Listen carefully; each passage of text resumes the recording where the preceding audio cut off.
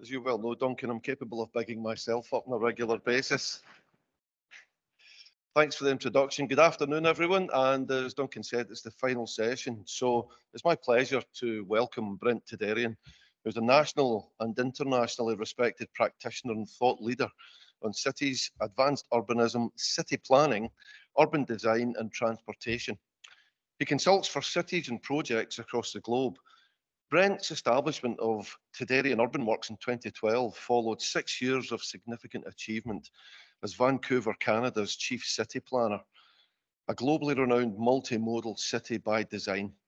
Brent was the founding president of the Council for Canadian Urbanism and a writer for Fast Company, the Huffington Post, and many other publications. He has twice been voted amongst the most influential global urbanists of all time by Planetizen. Delegates, please join me in welcoming Brent Toderian.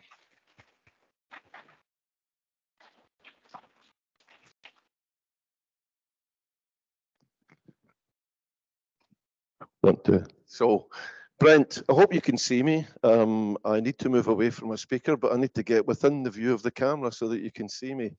So, good morning, Brent. It's 4:30 in the morning where you are, so we really appreciate you getting out of your bed in what amounts to the middle of the night. Welcome to CPT Scotland's annual conference. We are bus operators and everyone that's interested in bus, but also coach as well. But we like to talk about all public transport modes. It's important to us. So the first question I've got for you, and I realise this is a conversation, I'll be watching for hands coming up as well. If anyone wants to ask Brent a question, he's happy to take questions, so I'll watch for questions as well. But Brent, the first question I wanted to ask you was, how important are buses? How do they fit into the public transport mix?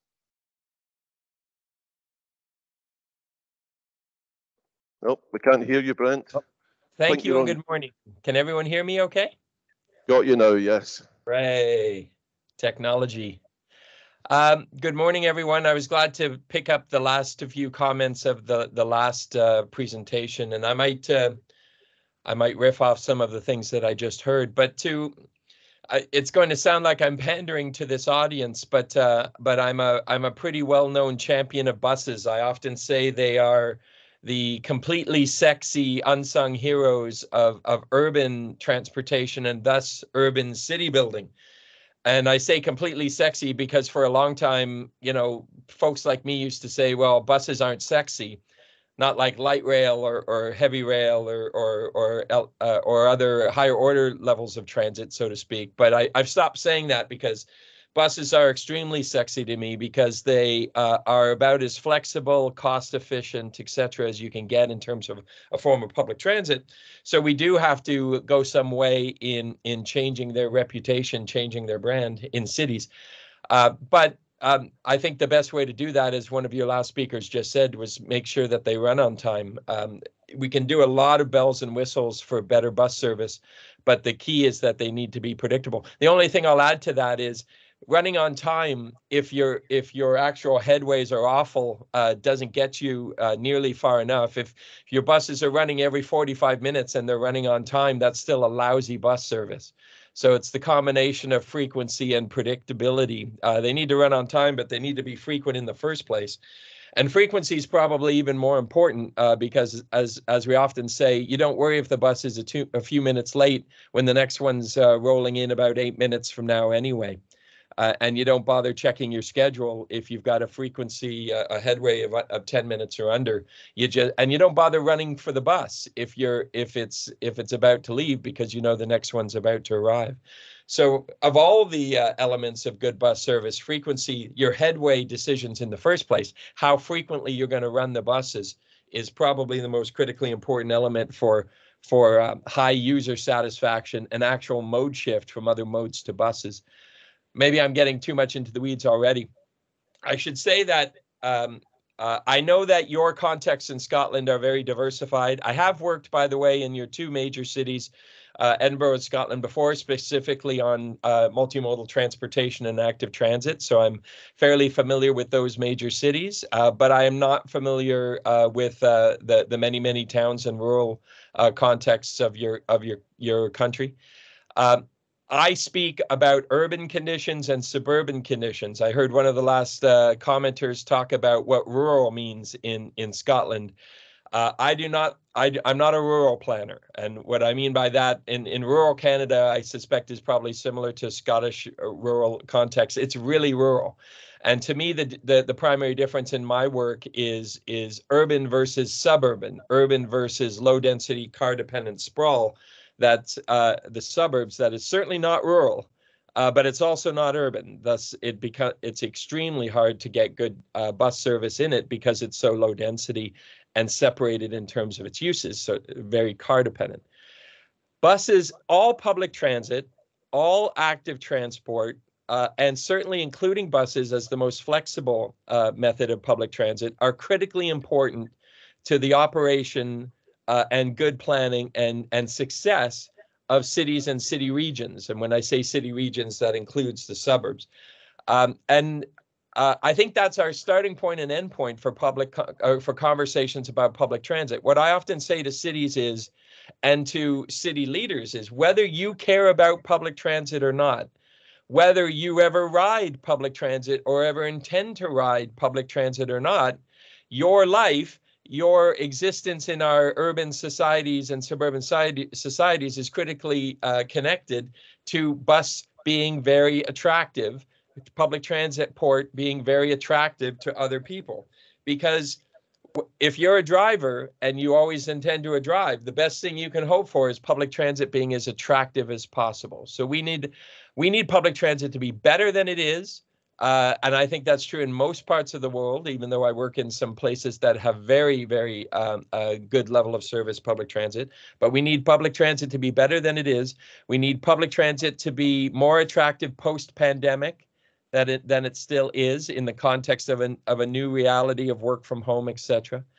And we need to be able to have a conversation about public transit that stops pitting driving versus public transport or active transport.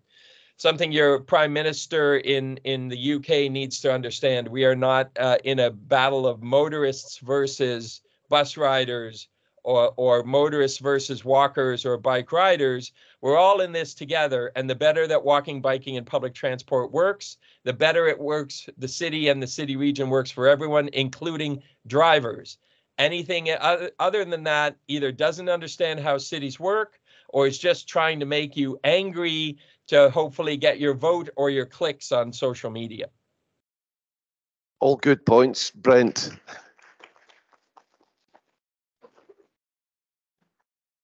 So much detail around about this subject, you know, and we could really do this right through until 5 o'clock tonight, but we're limited in time, unfortunately. So there's some key areas there. Let me touch on planning first. So you talk about frequency, you talk about bus use, you talk about, you know, transport against the planet. How do we nudge people towards public transport through planning decisions? You know, for example, land use planning. Well, one of the lines we've said in Vancouver for a long time is the best transportation plan is a great land use plan. In other words, your land use decisions, particularly in your suburbs, which usually have poor land use decisions that lead to car dependency, your land use decisions are the bedrock of your success in public transport and your success in active transport, walking and biking, scooters, etc.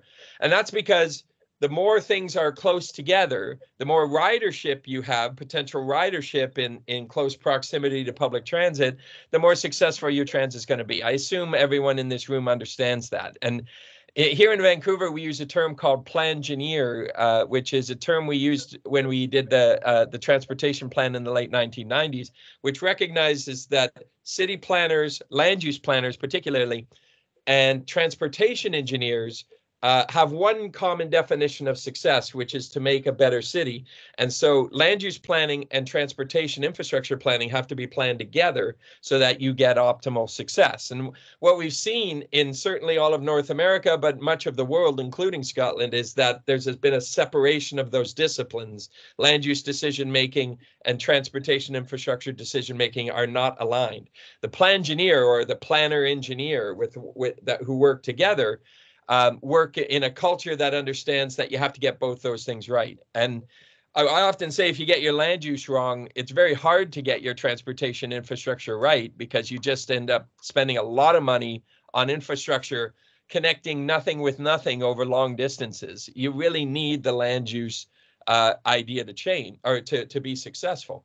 Having said that, once you get the land use right, or reasonably right, so that it's helping you and not hurting you, then you've got to make all the good transportation decisions. And that's obviously planning decisions, transportation planning decisions relative to routes, etc. That gets into the issues of ridership versus coverage that I'd love to talk more about.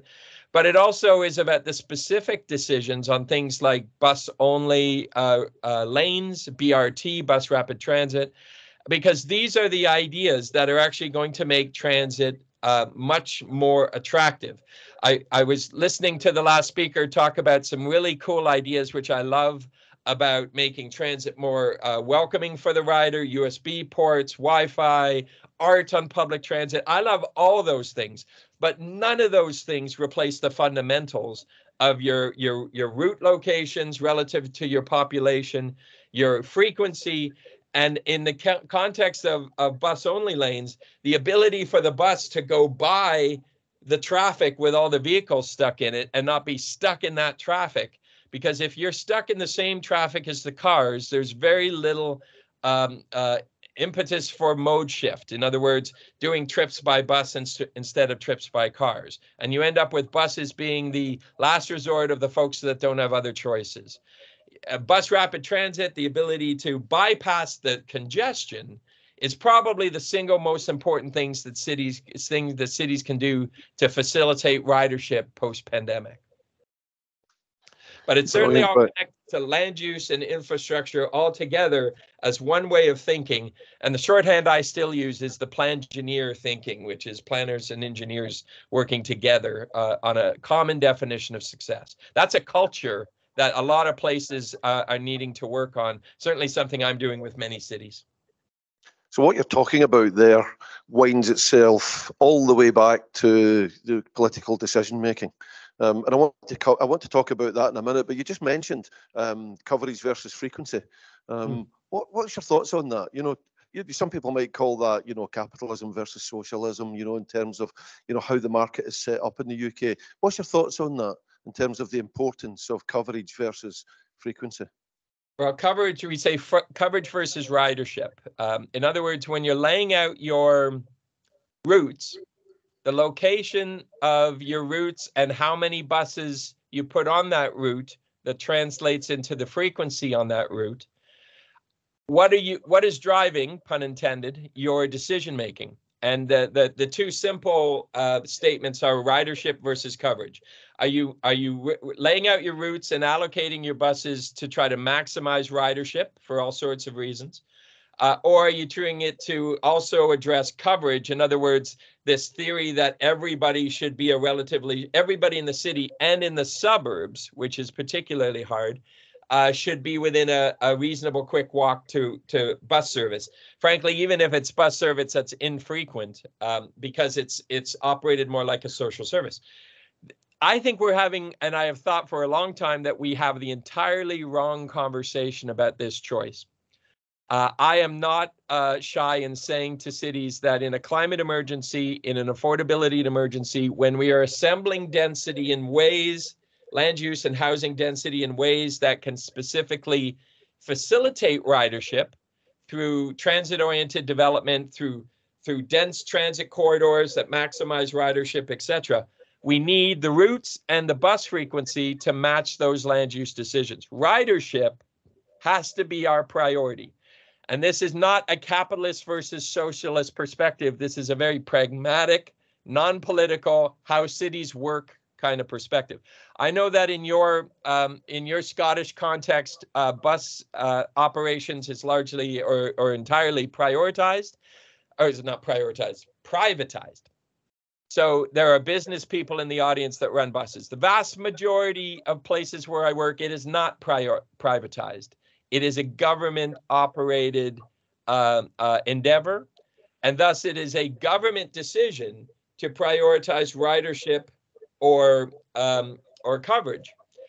And it's a very tough political, and that's decisions being made by politicians, and that's a tough political decision to make.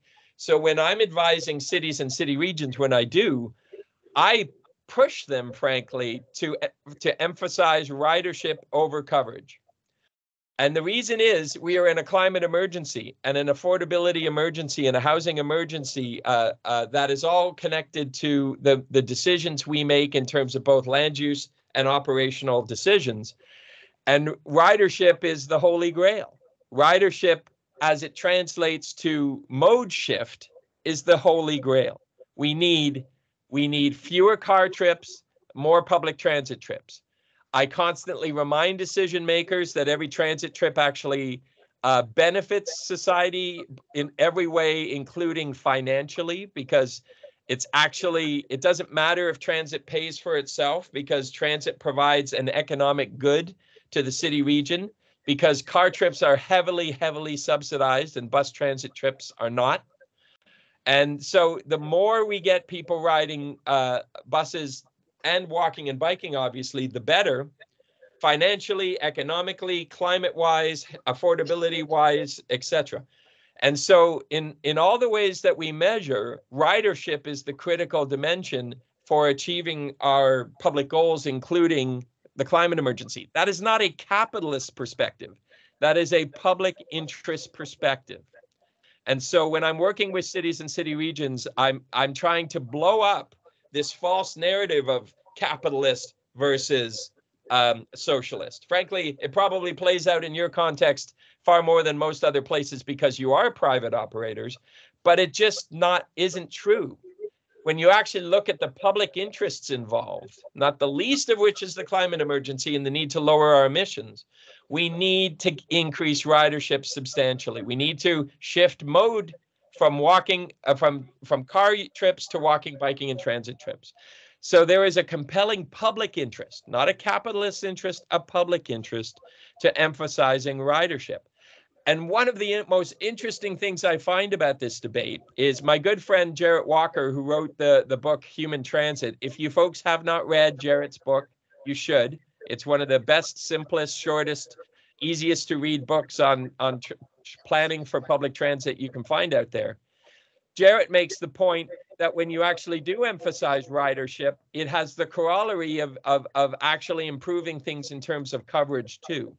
So we're actually really in the middle of a false choice about coverage versus ridership. If we emphasize ridership, which we should, for public interest reasons, it works pretty well for coverage too. And then if you want to address coverage, you address coverage through other means in terms of demand-driven public transit services as well that don't involve big, heavy buses that you could use better to achieve ridership.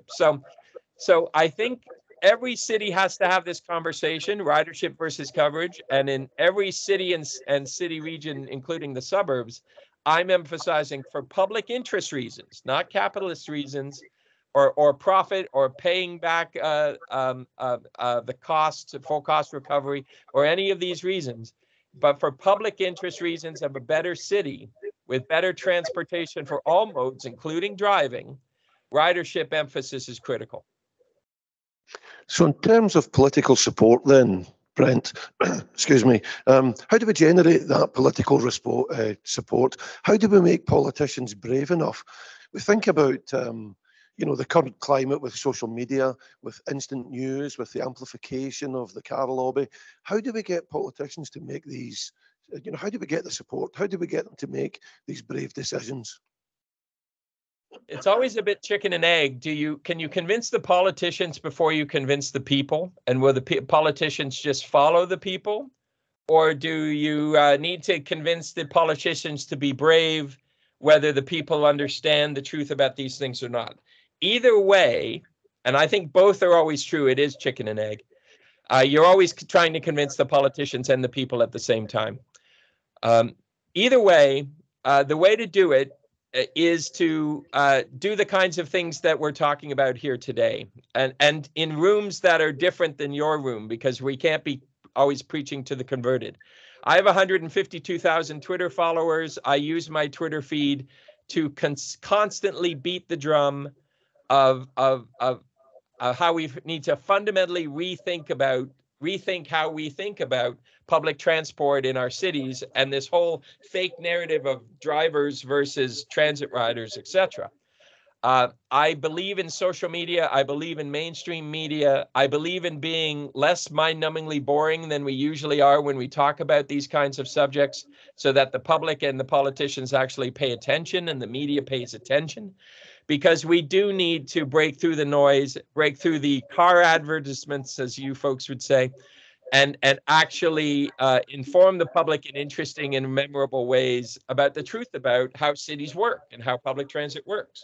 So I run a busy practice, and I do what I call real work, which is working for clients and such, but I'm constantly doing the extra work, which is how do you change the public's mind? That's why I do talks, that's why I write articles, that's why I'm in the media constantly, and that's why I use social media constantly. And I'm doing it in a way that waves my arms and uses memorable statements in order to break through the noise, to convince politicians to do the right thing by starting with having the right information. So anything I say today, and as provocative as I try to say it, is indicative, even as provocative as I'm capable of being at 4 o'clock in the morning, which is not as quite as energetic as usual. But I say this and I show this to my audiences because we need to have a much more interesting and provocative conversation and court the controversy in order to actually blow holes in the myths, etc., so that the politicians have better information and we can call BS on them when they're doing clearly the wrong thing when they should know better. And so doing that conversation is the vast majority of my time, the vast majority of my work, whether I'm working officially for clients or not. Because I often say knowing the right decisions is the easy part. Actually getting the public to understand why it's a right decision and getting the decision makers to make the right decision, even when it's controversial, that is the hard part. And that is the part that we need to be much better at and spend more time at. So, I mean, all of that process is going to cause tension for politicians, tension for, town and city fathers and mothers, people that make decisions and shepherd all of this together. How do we, what advice do you have for cities and towns to deal with that tension? What can we do as an industry that can help with that? Of course, it causes tension, and I'm not afraid of tension. I work for clients that say, let's have a conversation, but we don't want it to be controversial.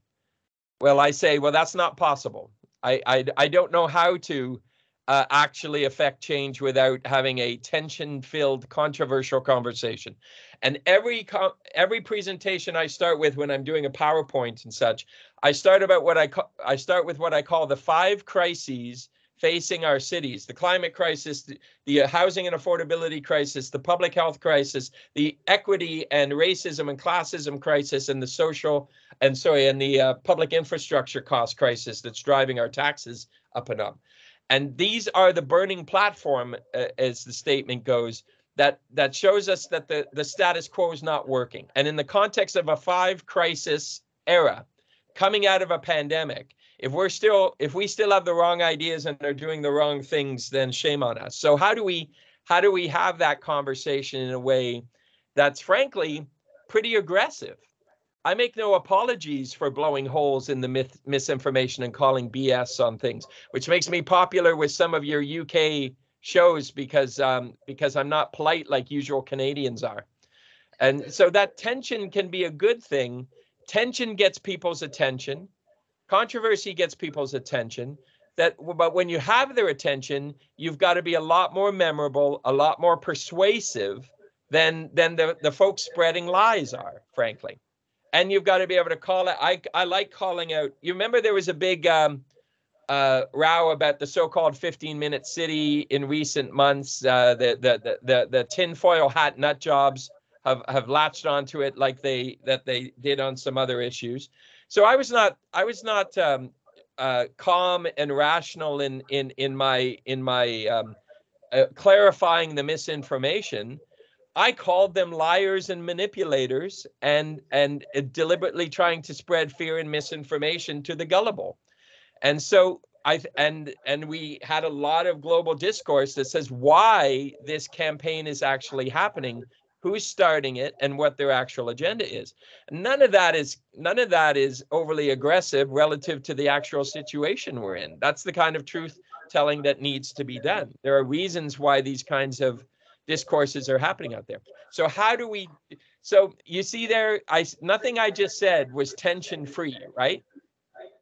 There's no way we can have this conversation without tension. But in the context of that tension and that controversy, tell the truth, have the better data and information, be more interesting and provocative to them than they are, because they like spreading their lies and are good at it in interesting ways. We've got to spread our truth in more interesting ways. And that's how we win. And I know that because that's how I win most of the time. That is the basis of I think, success. So, are you happy to take some questions, Brent, from the audience here today? Do we have any questions? So we've got a couple of people here. Phil, do you have a mic? Brilliant. We'll keep you fit walking back and forth. So I'll paraphrase Brent. We need tension. We need a tinfoil hat, and we need to really be ready to last the course. So, first question. Right, I'm David Summers. I'm not a bus operator. I lead the public transport team in Highland Council, which is a very rural area. It's probably getting on for the size of Vancouver Island. But our biggest city, which we're told it's a city, is Inverness, about population of 60,000 and rapidly growing. Now we have, and it's not just Ireland, it's Scotland, we've got a planning guideline that recommends that new housing developments should have a maximum of 400-metre walk to a bus stop. And I was really interested in what you're saying about ridership versus coverage, because that's obviously about coverage. Yes. Doesn't necessarily mean that bus routes are going to be viable. Right. Emphasising ridership as you have done, at our previous presentation looked at categories of groups, segments of the population who are more or less likely to transfer to going by bus. How much of an effect would you say walking distance to a bus stop has on increasing ridership for, let's say, the half of the population or thereabouts who are more likely to make the modal shift? Well, even this premise of demographics that are more likely to make the modal shift is predicated on the assumption that public transit ridership is awful. You know, most of the time when we actually look at, or not ridership, public transit service is awful. We tend to talk about demographic groups that are more likely to ride based on car trips being easy and public transit trips being hard, and thus the demographic groups, thus we conclude that the demographic groups that are more likely to ride transit are the ones that have no other choice. The seniors, maybe perhaps that don't drive anymore, or the economic groups that can't afford it, etc. And it's interesting how we do that, because what I find in cities, and Inverness is certainly not this at 60,000, but cities that have good public transit service levels, provide good public transit service that is competitive with the car, see ridership across all demographic groups. The lazy way we often put this is, do people who wear suits ride buses in your city? And in many cities, the narrative is, well, people who wear suits don't ride buses in our city because people who wear suits drive cars. But in cities with good public transport service, people with suits, which is a shorthand for anybody who doesn't need to ride transit, but would if it's really good transit service. In cities with good public transit service, people who wear suits ride buses. They certainly do here in Vancouver. And so the assumption that there's certain demographic groups that are more likely to ride transit, I always call a bit of BS on that. It's true, but it's also not true, because when you have good transit service, all demographic groups are more likely to ride public transit. People actually respond to the quality of the service level. But that's a general statement I say as a truism. But to think about your context specifically, that's not Inverness at 60,000 people right now. But you should be providing a level of service that that makes buses attractive as possible on key ridership, on key routes in any case. Because if your goal is to get everyone within a bus stop within 5 minutes, but that bus stop has 45-minute bus headways, and by the way, isn't predictable. So if you don't show up 20 minutes ahead of time, you have a very good chance of missing that bus because it came 10 minutes early or 10 minutes late. And by the way, that's assuming it comes at all. That is not a social service or a capitalist model. That's just bad service for that only people who have no other choice would ever use. So I'm very skeptical of that distance-based measurement of transit success. Everyone within 5 minutes of a bus stop. It needs the qualitative piece. It's what level of bus service are they 5 minutes away from? And that's got to be part of it. Too many planners, and I'm a city planner, that's the way we measure success. Oh, everybody's close to a bus stop. Great. So we must have good transit service. No, we don't, probably. We've probably spread the transit system in a city like Inverness so thin that we don't have frequencies and we don't have predictability. So we don't have good transit. And thus only people who have no other choice take it. Now, that doesn't mean you leave people who have no other choice with no other options. That's why we have other kind of ride-hailing services, etc. And actual economic analysis has shown that on-demand ride-hailing can actually be less expensive than trying to provide coverage in places without the land use support and the population densities to make it work.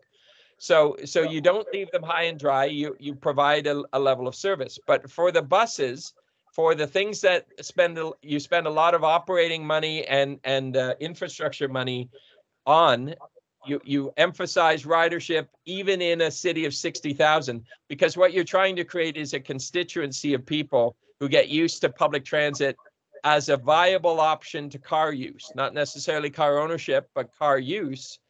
And to do that, it's got to be good service. Simple as that.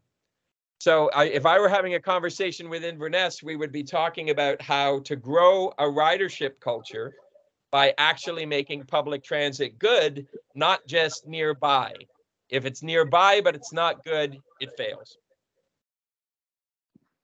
Thank you. I have another question from the front here. Hi, good afternoon, Brent. My name's Duncan. I'm a bus operator. I don't think anyone in the room would fall out with your arguments for the economic benefit of bus to city centres. What we're up against, though, is other influencers countering what you say. You know, you've got major retailers who will say to city planners, "Love the motor car."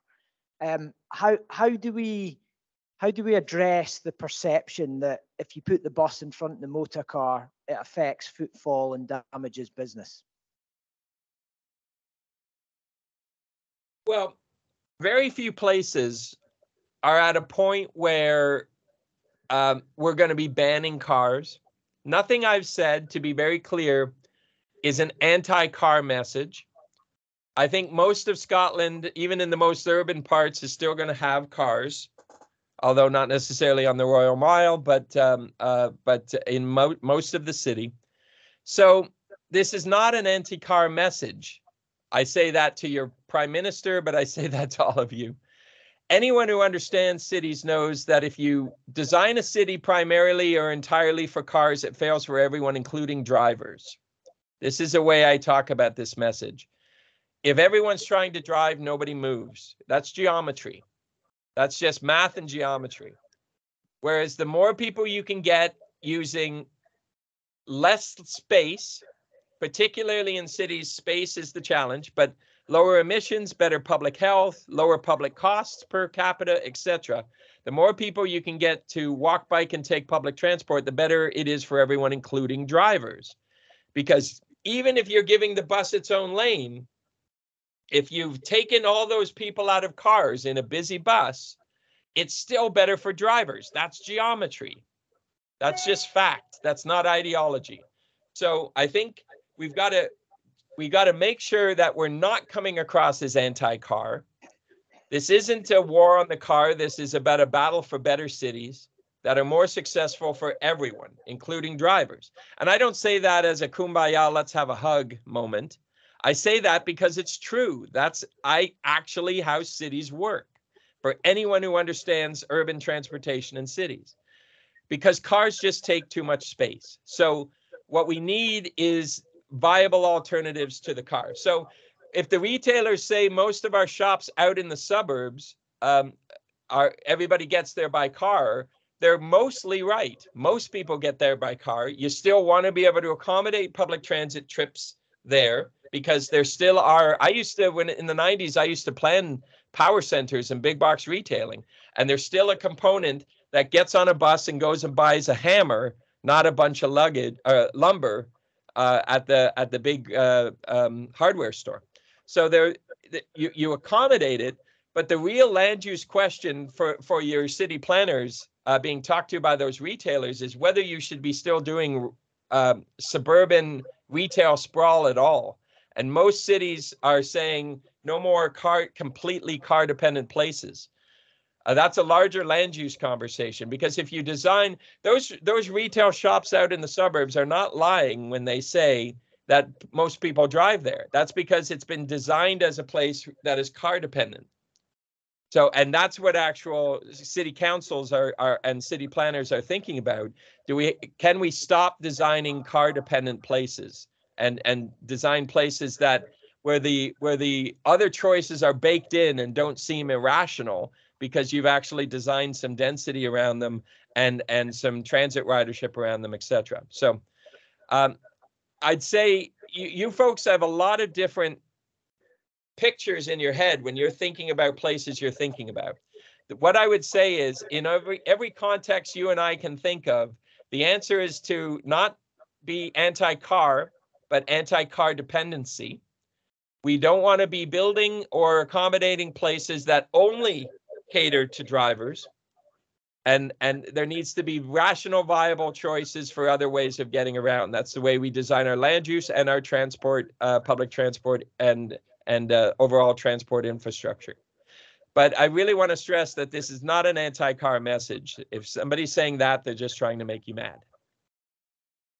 We've actually got someone here with a guitar, Brent, and if you thought that a rendition of Kumbaya would help, I'm quite sure we'd be able to do it. We've got another question here from the front of the audience from another bus operator. I say that, by the way, because if you talk about public transit, you are seen as a transit activist. If you talk about bikes, you're seen as a bike activist, and it becomes this debate about bikes or public transit versus cars. And first thing I always say is none of this is none of what I talk about is just warm and fuzzy stuff. I planned 6 years for Calgary, Canada, which is the most conservative, business-oriented city in Canada. And so everything I talk about has a business case associated with it. Everything I talk about also has a social awareness case associated with it, because I also planned 6 years as chief planner of Vancouver, which is the most left-wing city in Canada. So this isn't right-wing or left-wing. This is just smart or dumb. How are cities going to succeed or not succeed? In economic ways, but in every other way. And that's why we've got to blow apart a lot of these fake narratives and false choices. Hi, Brent. Fiona Doherty, I work for Stagecoach. The plan engineer element, a lot of our cities have been around for quite some time. A lot of this is about fundamentally potentially changing some of the transit systems. Have you got any experience, and how do you advise kind of taking that step back to say, we've got what we've got just now, but actually that's not right. We really need to change this. Do you mean change the fundamental land use of the cities you're talking about that have been around for a long time, or change the structure decision? Yes. So at the time when the land use and the transport couldn't and wasn't worked in parallel, how do you get it to the place where it does work in parallel and you have to go backwards? Well, that's a lot of cities. That's a lot of cities these days. Whether you're retrofitting the suburbs or retrofitting urban areas, how do you particularly if your land use, we all know that land use changes a lot slower than we theoretically should be able to change our transport infrastructure. I remember a few years ago when I was in Scotland working in Glasgow and Edinburgh, the national level government announced a doubling or tripling of, I think it was a doubling of the infrastructure money for active transport, and it was a big deal at the time. And I was polite and I sort of said, yes, that's a big deal, but you realize you're doubling a very low number. So you're still not prioritizing active transport. You're still not prioritizing public transport. When you're retrofitting existing places with existing land use that usually have pretty tight infrastructure, it is 100%, no, it is 80% prioritizing space, and it is 20% prioritizing money. And I should say reprioritizing space and reprioritizing money, because we tend to have prioritized entirely for the car in both space and budget. So to answer your question, have I been involved with that? Yes, I have. And those are the two fundamental things: reprioritize space, reprioritize budget, both of which are finite, and both of which say, we start the conversation saying, boy, it would be nice to improve our public transport if only we had space to do that. Boy, it would be nice to improve our public transit if only we had the budget to do that. And in both of those statements are lies, essentially, because we do have the space and the budget, but only if we're willing to reprioritize where we have been putting our space and where we have been putting our budget. And that is where the conversation usually starts in any place that's doing that kind of retrofit that your question alluded to. And how to succeed in that, it goes back to the conversation we had earlier about political will and public discourse. You need to fundamentally transform the conversation about why we're doing that. You need to establish the burning platform for why the status quo is not working, and you need to do it aggressively and unapologetically. Because if you just go out with the status quo conversation and say, hey, we're going to reprioritize budget and space, well, welcome to the hellstorm of bad politics and angry civic people.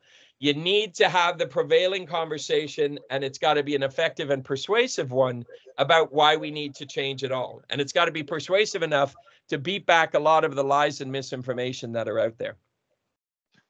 I just wish, Brent, that we could increase the budget as easily as we could increase the road space. Now, that's just a cantankerous old bus operator talking. I say that from the fact that somewhere in the region of 40% of our road space in most towns and cities is taken up by storage of private cars. However, we've got time for a quick question, and I know we've got someone teed up with a microphone here. Thanks, thanks, Brent, for your insights. Just a quick query: what your thinking is around fare structures, in particular free public transport. There's a drift in Europe and coming into, I come from Ireland, as you can maybe tell from the accent, and other parts of the world, that public transport actually should be free. I'm interested in your insights into that. It's a tough one where I always make some people mad at me, because some of my politician clients, some of my fans out there on social media say to me, Brent, great news. We're having a debate where we've got a candidate who's running on a platform of making public transit free. And I always sort of shudder a bit, and I say, well, if your public transit system is a good system in terms of its location, its frequency, its efficiency, its predictability, its quality, etc., then making it free as well may actually increase ridership. But if you don't have all those things, it won't help with ridership. It's just, free transit is like USB ports and Wi-Fi on your buses. If you've got a lousy transit system, having Wi-Fi on your bus or making your transit free isn't going to help much. What it'll do is make it slightly enjoyable for the people who've already chosen to take it or have to take it because they have no other choice. So what I say to cities and places that are debating the free, I say that's a good discussion to have in places that already have good transit service. But if you're choosing between spending the money on making transit free or spending the money on making transit good, make transit good. Because what studies have shown over and over again is that the cost of transit is only a barrier with a certain percentage of the population, and it's not usually much of a barrier. Poor transit service is a massive barrier for everyone, for a barrier to mode shift. So, and invariably what I see in cities that don't either can't or won't make the changes to make public transit good, they show themselves as a champion for public transit by saying, let's make it free. But you would be better off in most cases. What I say to cities is do the cost benefit analysis. What would happen if you spent that revenue that you're losing through making it free, if you spent that on making the system better, what would result in more ridership, which is the critical, unapologetic goal of our transit systems, more ridership, and answer the question that way. So I'm very, very pragmatic about these kinds of things. There are cities that can and should make public transit free because they're already good service. And by the way, for all the folks where public transit cost is a barrier, then directly help them. If you want to make free transit passes a social service, if you want to make public transit free, by the way, you should make public transit free for kids. You should make it free for seniors. Those are no-brainers. And because you don't want families doing the math of saying, if I want to take our 4-person family, including 2 kids on the bus, it costs more than taking a taxi because I have to pay public transit for 4 people. No, make kids are free, and that's probably all the way up to teenagers. But for everyone else, make it a social stratification. In other words, if you've got anyone with a certain income below a certain level, or obviously is homeless, should be able to take public transit for free. For the rest of the people, the cost of transit is rarely seen to be an actual barrier. Poor service is the barrier.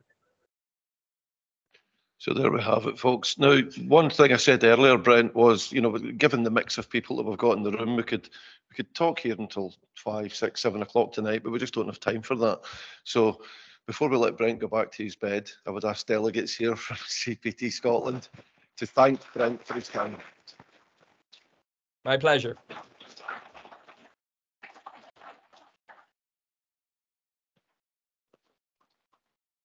Thank you very much, Brent. Now, so the more observant of you might have noticed that the session was being recorded, and that perhaps I hadn't done what I was supposed to do right at the beginning, and that was warn you of the fact that it was being recorded, and that anyone who asked a question, I needed to get permission from you that it was okay. However, on the basis that, you know, absolution is easier than